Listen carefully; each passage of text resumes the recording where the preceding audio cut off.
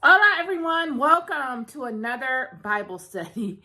You guys, if I could just take a moment to convey to you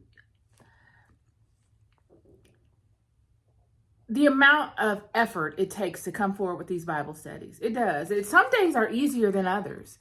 Some days I can come on and I can just deliver a thought-provoking Bible study and be done with it. And then there are other days like today where, I started early in the afternoon. I did my Bible study early. And for some reason, I had technical issues. I didn't have enough storage on my phone. It wouldn't allow me to merge them together. I had to do them in separate parts. Wouldn't allow me to merge them. Then I did a whole nother Bible study on another phone to only come against the same problem. So, some days are easier than others, but I gave my word that I would do this to myself. And just because of how I'm set up, I'm going to deliver. I'm going to deliver on my word and my promise regardless. So here I am at 10:51 p.m. Pacific Standard Time.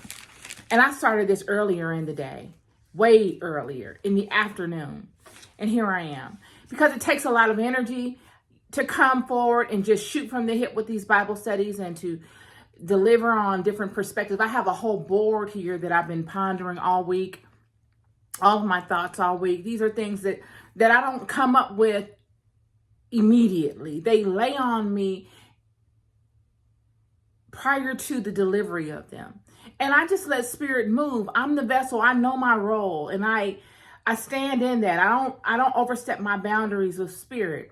And so me being the vessel that Spirit is using that God is using to communicate his word to you, I just let it flow through me.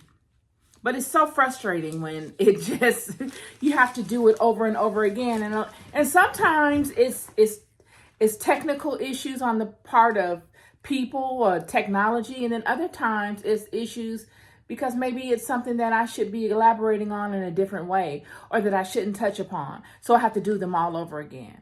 And this is the tough love thing that happens when God wants to use you to do a thing in the world. And this is what I'll be speaking to in the Bible study is, some of the people that God chose to do God's will in the earth, they weren't overly excited about it because it's a tough thing. Not to say that I'm one of those people, and not to say that God has chosen me to do any miraculous things in the world, but I'm just saying any of us can relate to it. Whenever you're looking to do the right thing by God and stand in that and own that and make it your own and put your stamp of approval on it and do it so that God wants to put his stamp of approval on it, it's always things that come to try to distract you or dissuade you. It seems like you have no support. It seems like you've gone out into the deep, as Jesus told. Who was Jesus talking to when he said, "Go out into the deep"? Luke?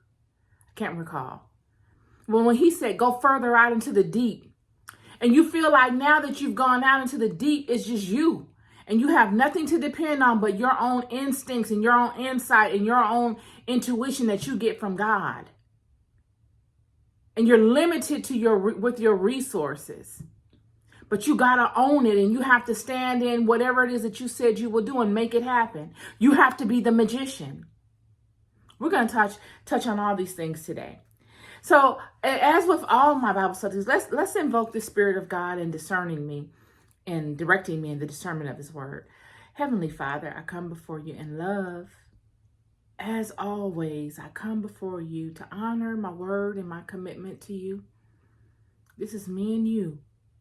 Use me today in this space as your vessel. If you feel, I ask that you go before me and put the words in my mouth to speak to the children. Lessen me, lessen my will, and magnify yours. And let this be about you. Show me the way. In love, I come before you, giving you thanks and honoring you in all of your many aspects. I love you so deeply, and I thank you. And in God's name I pray, amen. All right, y'all. Okay, so we're going to be speaking out of Ezekiel chapter 16. I'm going to read from verse 1 through 15. I've done this so many times, I know it off the back of my hand now. But I will go deeper as after I finish reading the text. Again, the word of the Lord came unto me, saying, Son of man, cause Jerusalem to know her abominations, and say, Thus saith the Lord God unto Jerusalem, Thy birth and thy nativity is of the land of Canaan. Thy father was an Amorite, and thy mother a Hittite. And as for thy nativity, in the day thou was born, thy navel was not cut, neither was thou washed in water to supple thee. Thou was not salted at all, nor swaddled at all. None I pitied thee to do any of these unto thee, to have compassion upon thee. But thou wast cast out in the open field, to the loathing of thy person in the day that thou was born. And when I passed by thee, I saw thee polluted in thine own blood. I said unto thee, when thou wast in thy blood, live. Yea, I said unto thee, when thou was in thy blood, live. I have caused thee to multiply as the bud of the field, and thou hast increased and waxen great, and thou art come to excellent ornaments. Thy breasts are fashioned, and thy hair is grown, whereas thou wast naked and bare.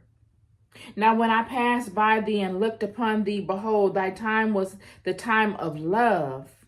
And I spread my skirt over thee and covered thy nakedness. Yea, I swear unto thee and entered into a covenant with thee, saith the Lord God, and thou becamest mine. Then washed I thee with water, yea, I thoroughly washed away thy blood from thee, and I anointed thee with oil. I clothed thee also with broidered work, and shod thee with badger skin. And I girded thee about with fine linen, and I covered thee with silk. I decked thee also with ornaments, and I put bracelets upon thy hands, and a chain on thy neck. And I put a jewel on thy forehead, and earrings in thine ears, and a beautiful crown upon thine head. Thus wast thou decked with gold and silver, and thy raiment was of fine linen, and silk, and broidered work. Thou didst eat fine flour and honey, and oil, and thou wast exceeding beautiful, and thou didst prosper into a kingdom. And thy renown went forth among the heathen for thy beauty, for it was perfect through my comeliness, which I had put upon thee, saith the Lord God. But thou didst trust in thine own beauty, and playedst the harlot because of thy renown, and pouredst out thy fornications on every one that passed by. His it was. All right, y'all. So, I don't want you guys to think that I come forth with all of this tribulation and all of this negativity. Like it's something that I'm on. Like I just want to talk about negative stuff. Every week I come forward and I'm hoping that something will come and spring forth that will be uplifting and motivating and inspiring that the children have done. But I haven't seen it. I haven't seen it since Hezekiah and all of the children and found the law of Moses and renewed the covenant. Haven't seen it. It's been one extreme to the next with these children. And I'm so glad that I decided to come forward and do these Bible studies the way I did, because I'm not hopping through the book. I'm able to go incrementally, step by step, as to what is going on amongst these children. If anything, I'm going backwards. I'm not forecasting out forward in this book. I have not skipped forward in the information that this book is relaying. I'm not fast forwarding. I've rewound, but I haven't fast forwarded. And what I've seen thus far, and any of you that have paid attention to these Bible studies, you've seen it yourself, is that there are very small portions within this book where these children are strong and standing tall in their righteousness and in their alignment with God. It's just not. It's not a lot of that. It's a lot of chaos. It's a lot of distractions. It's a lot of back pedaling.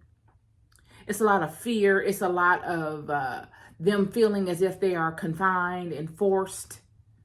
And I want to talk about that today. You know, when we talk about Eve in the garden, all of this sprang forth of that. I'm not going to get all into that. We've talked about that. But we must remember that, because that is very imperative. Eve in the garden started all of this. And I'm not going to blame Eve, and I'm not going to pity her either, because I'm a woman and she's a woman. I'm not going to take that stance. I'm a fair person. I look at all of this objectively because it affects my life just as much as it affects someone else's. So I need to be able to face the hard truths of this. If I ever want to see the face of God, if I ever want to get a good understanding on the mind of God, I got to be able to face things, the truth of things, and even if they are hard truths. And Eve in the garden, out of all of the people that came upon her, from Satan to the devil or the serpent, Eve was the least premeditated in her actions. All of them came upon Eve with a premeditated idea to corrupt her. All of them. They posed her with an idea. That's all they did. They gave her an idea, and they asked her to make a decision based upon the idea. They sold her on a concept. They first got her to admit that she knew the law. And then they sold her on a concept of something she saw every day, something that she knew she shouldn't touch, something she never desired to touch, until they posed her with a perspective. And that perspective was freedom. That perspective was power. That perspective was choice. The freedom to eat of this tree. Not even the freedom. If you eat of this tree, it will give you options. You will have options. You will be able to do as we do. There will no longer be a hierarchy. You will be as we. You could do it your own way. You could have your own allotted area. Life will be much easier for you. But isn't that the same concept that the fallen ones banked upon when they made the decision to incarnate here? When they made the decision to rebel against God? All of God's footmen, didn't they do this same thing? Everybody wanted freedom. So that tells me that there was a system in place prior to all of this anarchy. There was a clear and a defined system in place where everyone had to play their position. Everyone was limited in scope as to what they could and couldn't do, and they knew what their limitations were. Even though they were happy with it,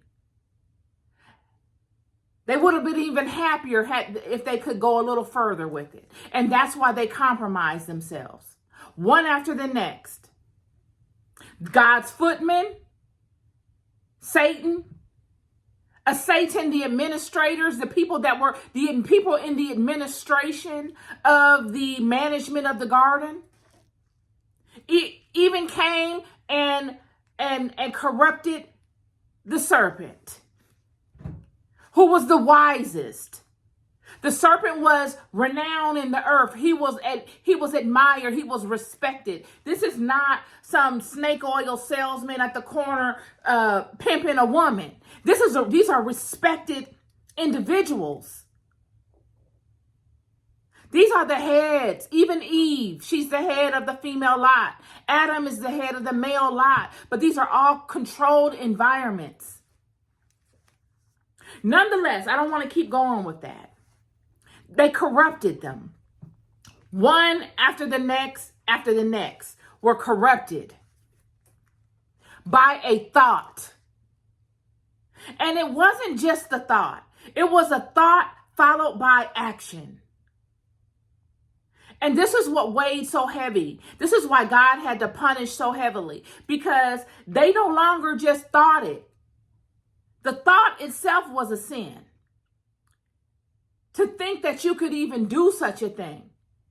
To sit and plot something out as heinous as what they did shows the level of disregard and disrespect they had for God and the hierarchy of things, the system of things. To think that you could even do such a thing, and then to take it a step further and to act on it and do it. Regardless to what the punishment would be, you didn't even care. You did it. And this is why God had to punish them the way that they did. They never expected to get the type of punishment that they got. If you knew what they sacrificed, the only reason we don't see the severity of the sacrifice is because we're boxed in to this realm where we have no interaction with anything outside of this because of this act. So we don't know the majesty and the beauty that lies on the other side of this. We think this is everything. And we put everything we got on this little bit of time we have in this capsule, in this dome. And we feed all of our energies on the distractions because of the seed that was planted. The same seed that was planted to Eve and gave her the desire to even want to do such a thing was a seed to be able to create it however she wanted it and have the power to live in those creations and have those creations serve her. So much so that they got driven out of the garden and they had to go it alone, and they made the best of what they had, even though they were divided internally. They were broken internally. It was no longer a holistic environment within their own psyche, within their own body. They were now divided with guilt, fear. All of these energies that lower your vibration and that allow other energies, other frequencies to come in and take over you. Now they're vulnerable. This is where the covering of the body parts and all this type of stuff, this is how they knew they were naked. They lost the covering. They were subject to the demiurge, if you want to use that as a label. Many people talk about the demiurge. The demiurge, to me, in my own analysis of it, are the two urges. Demi means two urges. The urge to do the right thing and the urge to do the opposite. And this is what they're struggling with. And it manifests itself in all their creations. So you get the shadow to the light.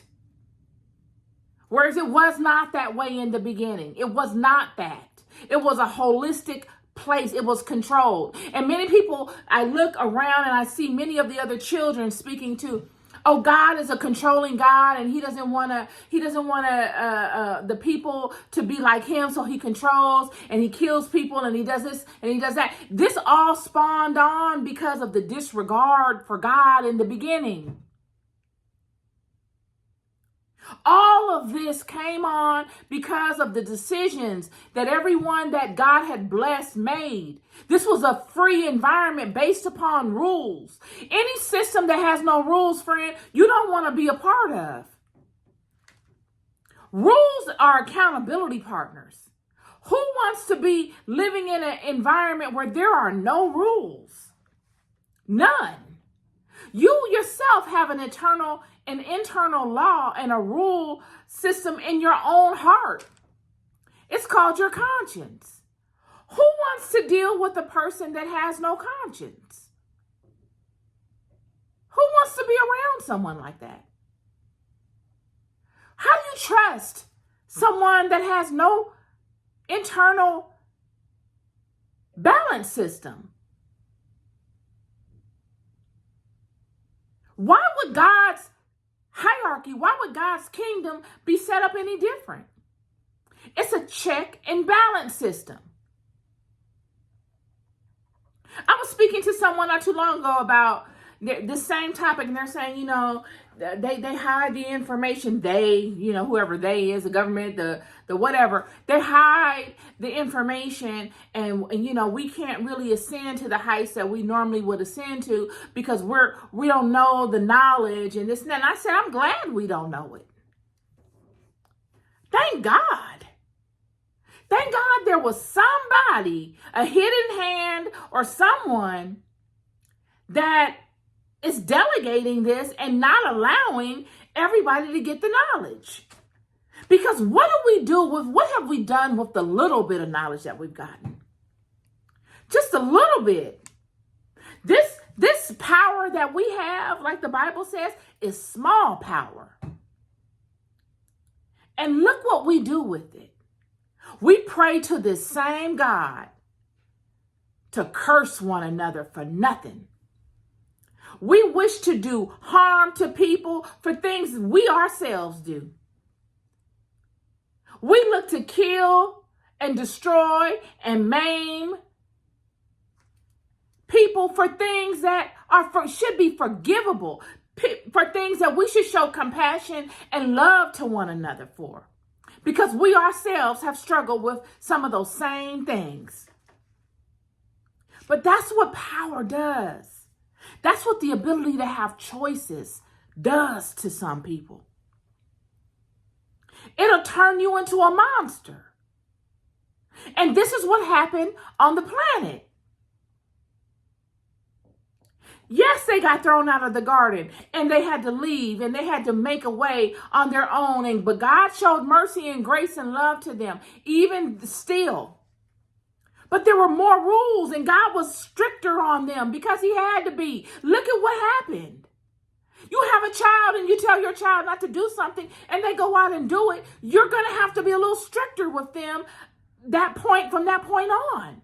Because they've broken that bond. They've broken that covenant. They've broken that law.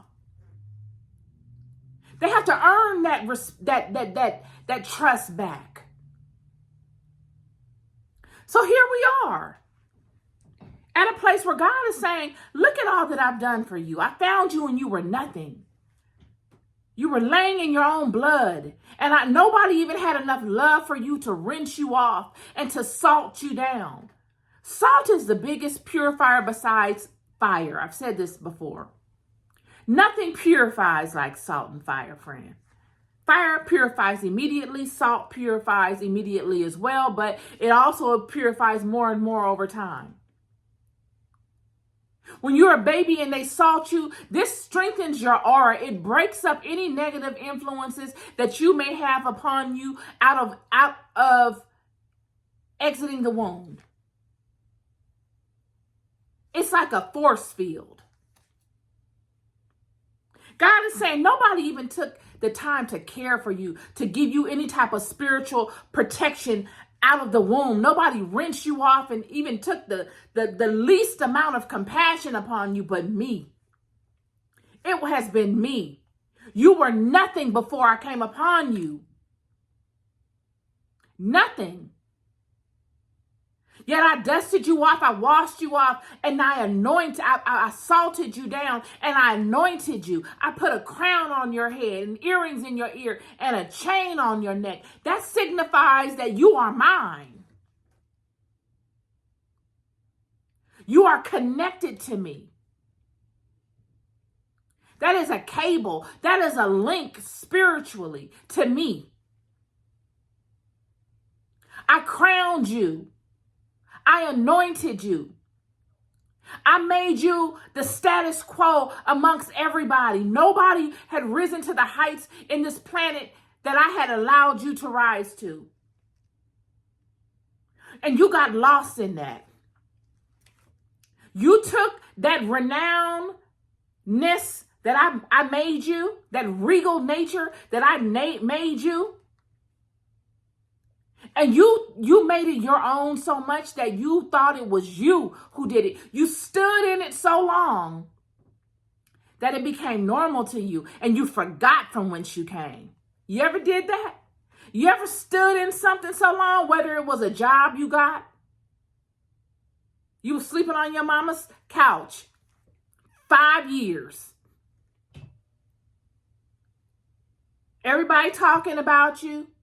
You feeling down, you going to hang out with your friends and you silently feeling bad about yourself because everybody is looking nice and has things, and here you are riding with people, ain't even got a car.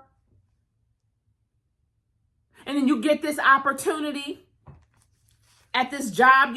You're going to church and you're praying and you're reading and your spiritual text and you're aligning with God, and God opens a window of opportunity for you and you walk into it and you get this job, and now you're on the job and you constantly getting checks after checks and you're able to have consistent income, so much so that you can save, get you your own place, get a car, have some form of stability, and it starts to show. You start to looking better consistently. No more are the 1 month you're up, next month you're down. Now you got some consistency on it. And because of that consistency, everybody you want to hang out with everybody now, and you sacrifice your time with God. Now you put God on the back burner and you're hanging out with everybody. And you forget all of them years you spent on your mom's couch. And you forget that those same people that you wanted to hang out with was low-key talking about you when you were in your yesterday. Now you're the hottest thing ever. They can't get enough of you. You're brand new. And you think it's all you. 2 years, 3 years pass by. And you slowly stepped away from God. You're not really reading your scriptures. You're not going to mosque or to church or having prayer time like you used to be because you're super busy. Your calendar is full. You got money to go on vacations. You got your new mate. You're being loved on. You don't have time for God anymore. You don't want your mate to know that you got a strong spiritual connection. So you don't have time no more because your mate is always over. You ain't got time. You ain't got that quiet time to pray no more. This is the same thing. And God said, I'll pull the rug from right up under your feet. How dare you? You betrayer. How do you betray that which strengthens you? I'm going to show you how you're going to have to deal with me. I'm going to show you. Because I'm tired of begging and pleading with you for time. Because I love you. You're using the fact that I love you as a weakness. You're pimping me. You are pimping me. And you're whoring me out. You are whoring my house out. God is saying Israel is a house of whores. Israel is a whorehouse. All of the Israelites at this time are whores, is what God is saying. He's saying, you have gone amongst the nations and you have peddled everything that I have blessed you with. You peddled it all. This is what he said. Verse 33. They gave gifts to all whores, but thou givest thy gifts to all thy lovers, and hirest them, that they may come unto thee on every side for thy whoredom. He's saying, nobody is paying you. You're not even a whore that gets paid. And I don't want to, I'm just reading the Bible. You're not even a whore that gets paid. You are a whore that gets used and abused, and you pay people to love you. You pay people to love you. You don't even know your value, is what God is saying. Verse 34. And the contrary is in thee from other women in thy whoredoms, whereas none followeth thee to commit whoredoms, and in that thou givest a reward, and no reward is given unto thee. Therefore thou art contrary. You're contradicting yourself. Nobody follows you. Nobody is in agreement with you in the way that you pimp out your house. None of the other nations mimic you. None of the other nations that you make your house a whore house for goes about business like you. You have the most to offer, yet you get the least profit. You never see a profit. Ever. You whore out all of your gifts, yet you stay broke. You stay in debt. You can never level up. Everybody that you whore your gifts out with or to get rich off of you, and they never repay the favor. That's what God is saying. But ain't that the truth? Where is the lie? Even nowadays. This is 2024.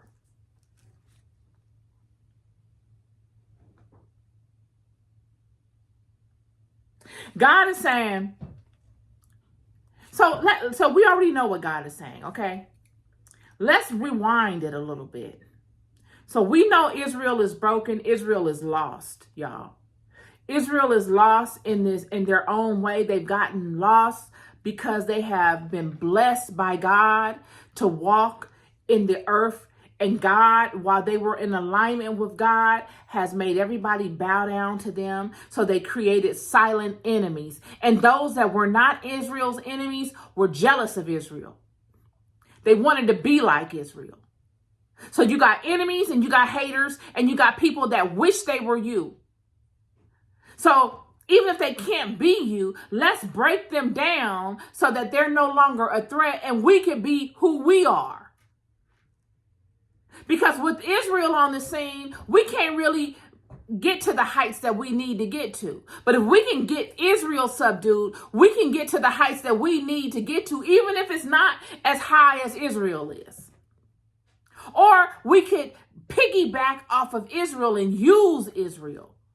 Because Israel is a hoe anyway. This is what, I'm not trying to lessen the conversation, but Israel is a whore. So she don't care either way. So let's just latch on to Israel and pimp Israel out. Keep her in the dark. Keep giving her this Kool-Aid over here so she never will figure it out. Keep her satisfied with the distractions.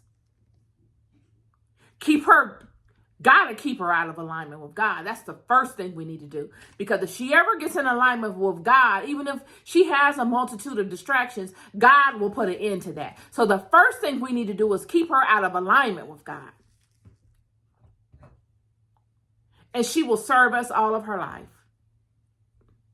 That's what's going on. So nonetheless, the children are in this perpetual state of tribulation. And it leads me to this conversation as to the nature of God. I saw somewhere where someone was saying that, this God of Israel, I got to look up the word benevolent or malevolent. Is benevolent bad? Because I thought benevolent was good and malevolent was bad. I might be wrong. But nonetheless, for the sake of the conversation, I saw somewhere where people were saying that this God of Israel is, he's a vengeful God. He a taskmaster. He always sends these people through all these punishments and he's controlling and all this kind of stuff. And I just don't see it. If it was like that, I would say so. Yes, you do not want to get on his bad side, friend. I'm telling you right now. You don't want no parts of that. You don't want to play with him. He's not to be played with. He does everything he says he's going to do. He don't just be talking. He does everything he says he's going to do. A lot of the leaders that God chose to do the work, the footwork in the earth, many of them didn't want to do it because of this aspect of God.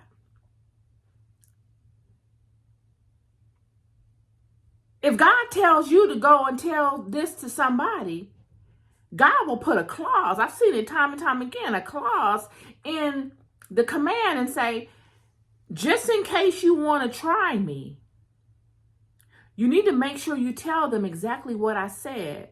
Because if not, I'm going to make the curse that I have for them, I'm going to make it befall you too. Even though you have nothing to do with it. Even though you're just somebody that I chose to go and tell them this to. That's the kind of thing this God of Israel will do. But on the flip side to it, the blessings are so powerful. The covering is so exact. Because of what the betrayal was in the beginning, he has to move this way. There's no other way he can move. We have forfeited the ability to have the benefit of the doubt at this point. We got a lot of making up to do, honestly. So it has to be this way. Yet this is a loving God. And I'd like to speak to people that say, I'd rather go another way. I don't want to bow to this God of Israel. I don't want to bow to Allah, or I don't want to bow to any God. And I'd love to have a conversation with someone about that and ask them, how do you forecast your life? Because, friend, I'm just a regular girl out here living my life.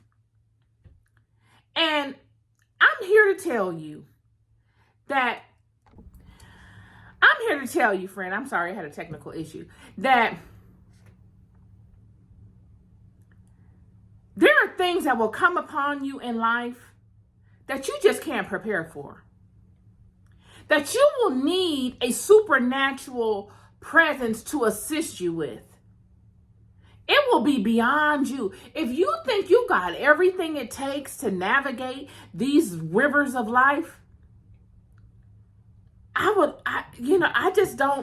don't believe that is true. You need a supernatural alliance. Just your fleshly state, you being able to use your fleshly faculties is not enough. It has not been enough for me. It has been imperative that I have a strong relationship with God. Imperative. Had I not had it, I don't know where I would be. It has been my leaning in on God and allowing God to navigate the winds of my life that has given me an extra advantage. But you don't get that kind of covering for nothing. There are rules to having a relationship with God. Just like there are rules to living in your parents' house and having their covering while you're in their house. Why would it be any different with God? And the rules with God are, you need to stay in alignment to me. You need to honor my rules and my laws. But see, the lawless ones, the people that want to do it their way, and they want to be able to do all of the desires of the flesh with no regard to themselves, to the people that have come before them, to the respect of their spiritual house, or to the respect of any other people that are living in the world. They want to do it however they want to do it. And they hate to be corrected. They don't like to be held accountable, and they hate to be corrected. With God, there's accountability, there is correction, and there's rules, and there is order. When speaking to Babylon, and I'm going to wrap it up on this, because when I was thinking back, all this week I was thinking back to Babylon, and after the flood happened, how God basically reset everything. God flooded the world. He sent winds and water and lightning and hail and all kinds of shaking of the earth. This is the God of Israel. This is his strength. Google it. Just as you saw Abraham looking in the sky and he saw the vision of all the constellations in the daytime. This is the God of Israel's strength, friend. So when you see this cataclysm that came upon Israel,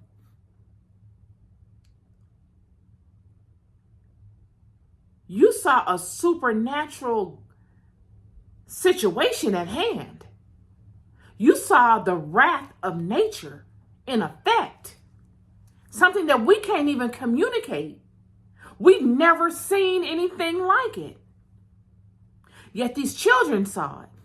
They lived through it and dealt with it for a whole year and then landed on dry ground and came out of a stinking boat, traumatized. Nothing looked the same that it was a year before. It seemed like it was a lifetime that they spent on that boat. And they landed and they began life again, and generations began to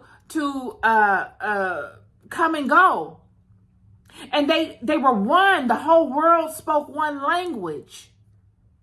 And the fallen ones were still here. And they gave the children the knowledge of the spoken word, because those that were on the boat did not have this knowledge. That's why they were chosen to be saved. But the fallen ones are bound here. They have no choice. They're bound here. They made a life out of this. They have no choice. So they teach them what got the world destroyed in the beginning. A part of it, a part of what corrupted things was the fact that they could create change by words. They had mastered it. The life before the flood, those people that were living had mastered this aspect and many other aspects of the sciences that create change in the world. Many call it magic, whatever you want to call it.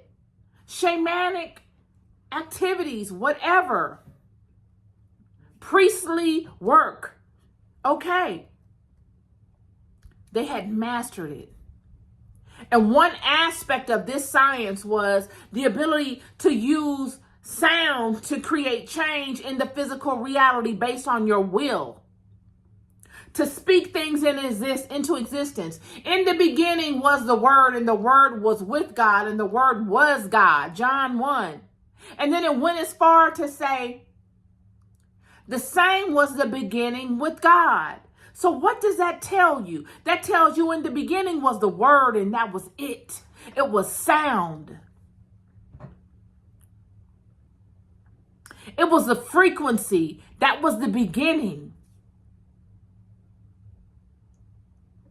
Before we even incarnated in a fleshly body, when mother was in the heaven thinking, alone in the darkness, thinking, conscious energy, thinking. And that conscious energy, after thinking for so long, wanted to take it a step further, and it wanted to incarnate, because that's what energy does. Energy moves in creativity and intellect. Wants to continue the movement and the progression of itself.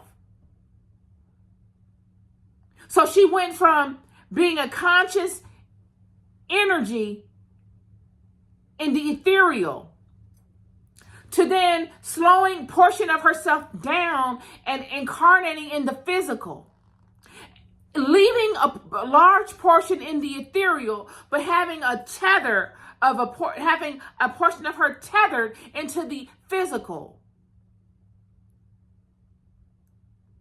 And upon incarnating in the physical, she took upon the characteristics of those that incarnate in the physical. And that is the demi-urge. The two urges. The negative and the positive. And this will be the life cycle for every entity that finds itself incarnating in this realm. And this will be the great work of every entity that incarnates into this world, is the balancing of the demi-urge. The two urges, the positives and the negatives. God himself is bound to this. The demi-urge, that what you do on one side of the equation, you must do to the other side. It is the balance. And this is why you see people say, oh, God plays both sides of the fence. It's not like God doesn't work with those that are evil and God only works with those that are good. We just read in the Bible 2 or 3 Bible studies ago where God said himself in Jeremiah that I create evil and I create good. I just read it to you. These are all necessary components on the linear line of life. Negatives, positives. Period. This is the whole theory of chaos. It is the balancing of the negative forces against the positive forces. It is a fair battle. It must happen. That is how things are created. There is no other way. So when you see this aspect, you are seeing at play the fundamentals to this life. It's not that God is messy and he just wants to be tricky and he goes around deceiving people. That is not the case. It is the way that this whole system is established. It is through chaos that you get order. It is a battle. And the victor is what dominates, is who dominates. And this is why you see in the text, God leading these children. All these children need to do is stay in alignment with God. And the alignment gives them the advantage. Because the alignment fine-tunes them to a frequency where they can withstand the chaos and not allow the chaos to penetrate any aspect of them. It fortifies them. But when they step out of alignment, then they are susceptible to that activity of the chaos. But even though they align with God and God protects them, God does not lead them the easy way. You can see time and time again in this book that God leads these children the rough side of the mountain every time. Because God does not want these children to believe that it was through their will and their might that they achieved anything. They must know how they got what they got. And that is what makes these children so rebellious, is because they barter what is precious for nothing. They don't have any loyalty. There is no honor in the house of Israel. There is none. Anybody can come upon the house of Israel and turn them. They will sacrifice all that is precious for nothing because they don't know what they have. They don't know what they have. And this is the point that I want to lead with. When the serpent came upon Eve in the garden, Eve didn't earn that knowledge. It wasn't as if God was not going to bestow that knowledge upon Eve. Eve and Adam were in an infancy state. These individuals that came upon them had already ascended. They had done the work to gain the knowledge that they gained. They had adhered to whatever system of protocol needed to be adhered to for them to gain this type of knowledge. Eve and Adam were in an infancy state. They had not ascended. And the greatest sin was that because they had not ascended, the serpent came and gave them The word is gave them the knowledge. They did not earn that knowledge. And anything given, especially as powerful as the knowledge of choice, of good and evil, of life, the ability to inflict change in the world, something as powerful as that, to just give it to someone that is in an infancy stage, is like giving a gorilla rein in a fine china shop, a shop where you sell fine flatware, fine china, teacups and plates and expensive, high-end china. Even one movement, just not even intending on destroying it, just moving around it, they're gonna tear up the place. That is what happened. That is the sum of the Adam and Eve story. It wasn't that God was jealous and didn't want them to know anything. They were told information prematurely while in an infancy state. And God knew the science of the mind that God created them to have. And he knew that that information would ruin them. It would ruin everything. And you look at the world today and you tell me how it hasn't ruined everything. Surely we have luxuries because of it, but we got a whole lot of problems. We have more problems than we have luxuries. And I'm going to say we have more creations than we have problems. But the problems that we have are so substantial that it overshadows the luxuries. All of us are blind. We don't even know what the hell is going on around here. We've been blinded to the fundamentals that make life so precious. The fundamentals like really knowing God. Really knowing. You want to know God? You on a treasure hunt. Take it from me, because I've been on one my whole life. It has been a journey after a journey after a journey. Contradiction. What seems like fact. Okay, that might be true, but parts of that is not, because I found something else over here that tells me something. It's that type of thing. Many people, half of the world, don't even know the name of God. They're so enamored with all of the creations of life that they don't even take the time to really even want to ponder God. They go to church or go to the mosque or go pray to a spiritualist or ask a spiritualist in their tribal communities to pray for them to keep a husband or to get a job. They don't use their powers to create the life that they desire because they don't even believe it's capable. They don't know the science. This is why God wanted to limit everything. This is why the flood happened. But it is also the reason why after the flood happened, that these children were so afraid that they decided that they will do the unthinkable. They will use the word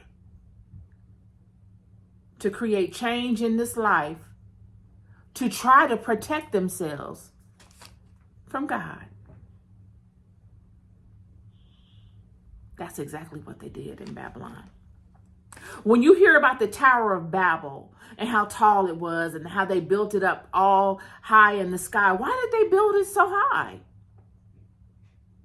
They built up because they were trying to withstand the flood again. In case there was a flood, we got a place of refuge that we can go to,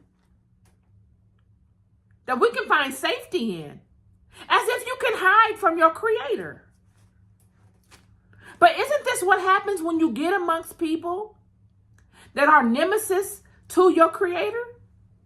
Because the only people on the earth that were left after the flood were Noah and his descendants and whatever was in the aquatic. There wasn't a bird. There wasn't anything except for what was on the boat and what was in the water. So when the waters dried up and the boat docked, there have been generations that passed.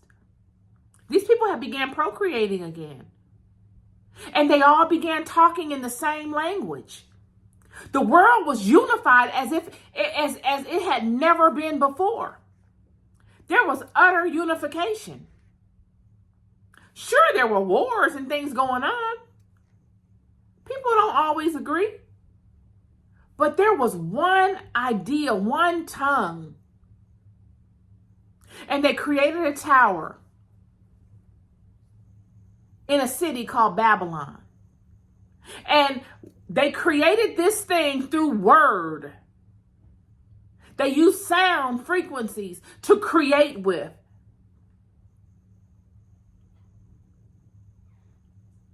They were babbling. To babble means not to speak a particular word. It is the babbling of words. It is creating a frequency through sound. Babbling, ongoing, elongated. You know how they say, oh, she's just babbling on. She's just babbling on. Babylon. Babylon is constant sound.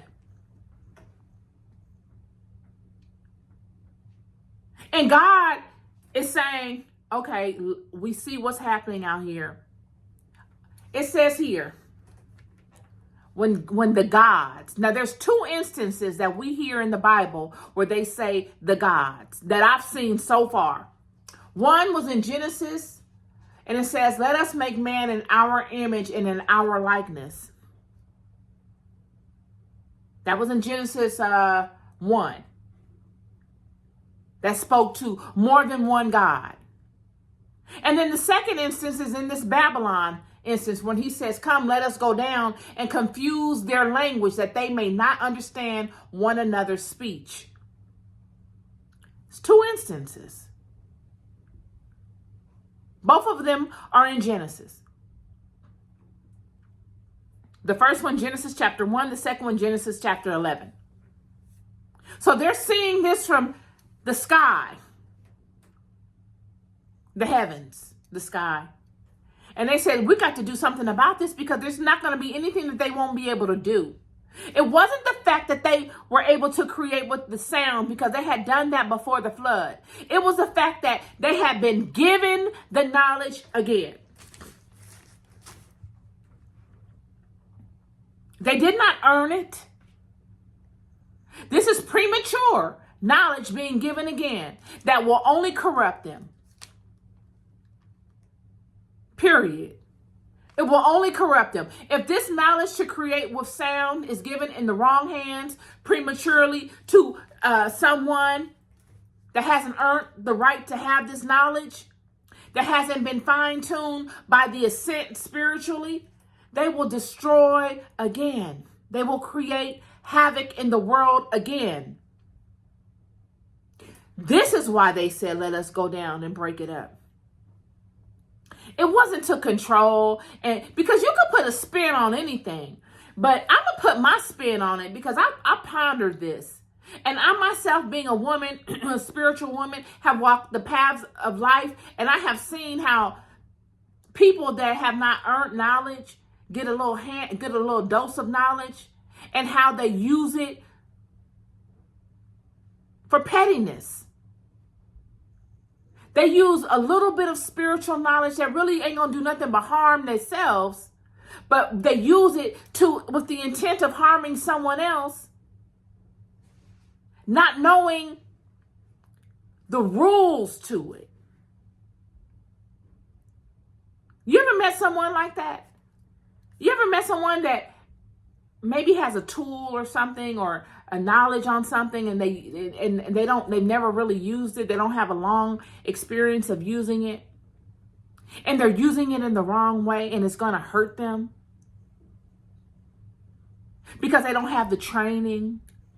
They never had anyone show them how to properly use it. It is the same way with spiritual power. Same way. It's rules to this, friend. If you think the spiritual realm is just a do it however you want to kind of do it thing, you are really crazy. And that lets me know and anyone else know that has ascended on their own that you don't know. And that you're going to be in a world of trouble playing around with spirit. And see, this is why they say these gods are trickster gods. I heard this on the social media. Oh, these guys are trickster gods and this and that. It's not that they're trickster gods, which you could say that they are. I can understand how one could say that. Because if you approach God with a prayer and you say, God, do this to this person. The sum of your prayer is basically, do this to this person because they've done something to me. Vindicate me. But you withhold what you did. You withhold how it all started. You withhold all of the parts that you played. You withhold your intention, your heart. As if God wouldn't know. As if God is so busy that he won't even look into it. He'll just blindly allow you to do what you want to do because you've seen some success before in doing that kind of thing. And God will allow you to do certain things and for you to see a result in it, only to get so far with it where God turns into that trickster and he says, okay, now it's time for you to learn. Only because I love you. Not because I want to punish you and be mean and this, that, and the other. No, because I love you. You need to see the error in your ways. Those other people I allowed you to play that with, they deserved it because they needed to see the error in their ways too. Based upon past experiences or based upon their experiences with you, their karmic debt or whatever that you and that person have going on. They deserve whatever I allowed to happen. But now you need to see. And I'm going to let you think that it's going to work to your benefit. Only to let this bless this other person right in front of your face. And for you to learn a lesson from it. So that you can be put on the right path. So that you can become better. This is what they mean by that trickster kind of thing. It's not that they're tricksters in the sense of they're sneaky and they like to deceive and work iniquity. No, that is not it at all. I have not seen that. If anything, I've seen you interact with spirit in the wrong way and you handle it wrong. It will show you through actions by working through other people on how you need to handle it. And it could be a very nefarious situation. You're going to respect it. Because dealing with spirit is a very serious thing. You guys, many people think, oh, God, they think of God as this care bear. You know what I mean? Like, oh, God, please bless me with this car and please, God, I'm going to work overtime to get it. Please let them give me more hours and all this kind of stuff. All this petty, low-level stuff. Like God is a care bear. Like he's a genie in a bottle. You don't know God. God be tripping. I'm telling you, God is not the one. I'm here to tell you, these spirits, these angels y'all be talking about, oh, you don't want to play games. It's a real serious situation. And you're going to put some respect on their name. They're going to show you. It's a trial and error thing. It truly is. It is trial and error. And it's consistency based. You give your word, you better follow through. You see, I come forward with these Bible studies every week, friend. That's why I don't give my word unless I really mean I'm going to do it. But you got a lot of people out here that don't do that. And they wonder why things are the way they are. This God of Israel, every promise that the God of Israel has made to the children, the God of Israel has delivered upon. Every one of them. Yet the God of Israel requires the same in return. Surely he's a serious guy. But he's serious about his children. He does not play about his children. I've said this all along. Everything I've said has been factual. Only because I've walked it. I've studied it. So, all of these things that we speak to this God to try to, I don't want to say to knock this God, because we're looking for a way, we're looking for truth amidst a sea of lies. But the only way you find truth, friend, especially with spirit,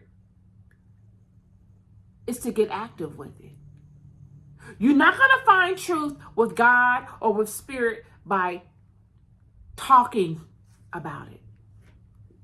It's just like saying I can bake a cookie because I read online how to bake a cookie. I can read off the ingredients. I can go on blogs and be like, yeah, these fudge cookies are delicious.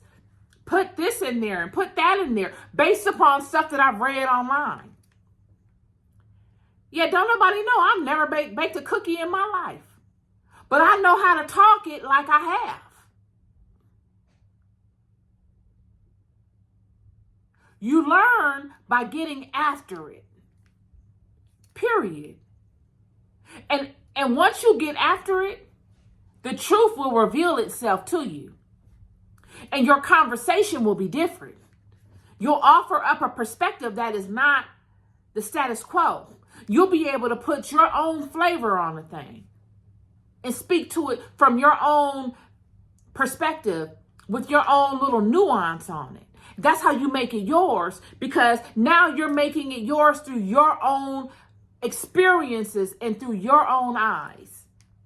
That's how you find out God. And that's how you dispel many things when you hear it.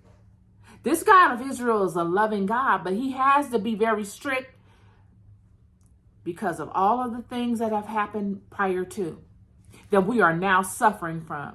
If you don't understand a lot, blame it on all of the information that was given too soon. Don't blame it on God. God ain't got nothing to do with that. In fact, God has tried everything he could to get us to a place where we could come out of this. But we've gotten so accustomed to the luxuries of what the knowledge has given us.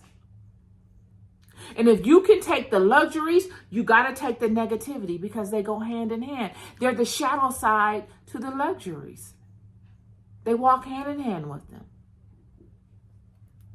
This is a story of these children on their journey and in their wrestlings with God. And even in 2024, like I said in my last Bible study, we are still wrestling with God. It's an individualistic journey. Pay attention to your journey. Pay attention to your wrestlings. Pay attention to how God moves in your life, because God is showing you himself in a first-person perspective in 2024. You can see it through other people's struggles. Right in your face. God is showing you himself. He is revealing himself in 2024. And God is doing monumental things amongst the children, especially women. I love you so deeply. I just come forward with these perspectives. Hopefully someone can grab a piece of it and make and multiply it in their own direction. This is my Bible study for the day. Have a wonderful evening. Peace and love.